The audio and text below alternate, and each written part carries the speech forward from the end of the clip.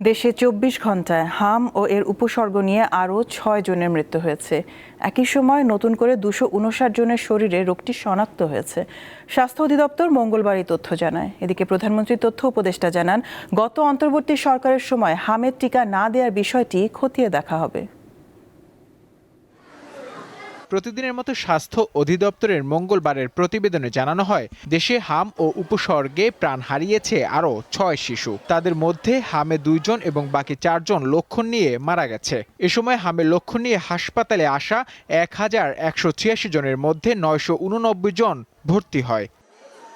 হামের মৃত্যুর মিছিলে বারবার সামনে আসছে বিগত অন্তর্বর্তী সরকারের সময় টিকা না দেওয়ার বিষয়টি।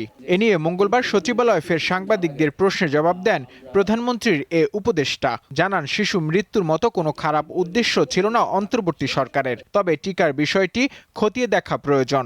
প্রিভেন্টেবল ডিজিজে একজন শিশুর মৃত্যু আসলে আমরা পছন্দ করি না, নিতে পারি না, নেব না। ইন্টারিম সরকার শিশু মৃত্যু ঘটাতে চাই এরকম কোনো ব্যাড ইন্টেনশন তাদের ছিল বলে মনে হয় না, আমি মনে করি না। সরকার একটা তদন্ত করবে, দায়ী কারা ছিলেন, বা অ্যাটলিস্ট আমরা কাউকে ধরে যে শাস্তি দিতে চাইছি সেটার চাইতেও জরুরি কথা প্রবলেমগুলো কোথায় হলো।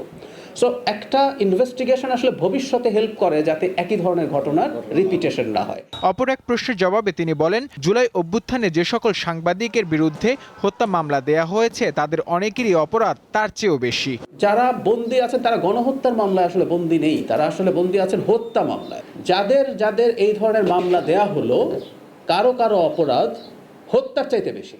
কিন্তু এখানে একটা কিন্তু আছে, যেই অপরাধে যেই অভিযোগে তারা গ্রেফতার আছেন, আমি এই দায়িত্বে আসার আগেও নির্বাচনের আগেও আমি বলেছি যে এই কাজগুলোতে তাদেরকে অভিযুক্ত করা ভুল। যুক্তরাষ্ট্র ইরান সংঘাত ইস্যুতে জ্বালানি তেলের সংকট মোকাবিলায় সরকার নানা প্রস্তুতি নিচ্ছে বলেও জানান তিনি। যে কোনো সময় সংকট তৈরি হতে পারে। নূর আলম, দীপ্ত সংবাদ, ঢাকা।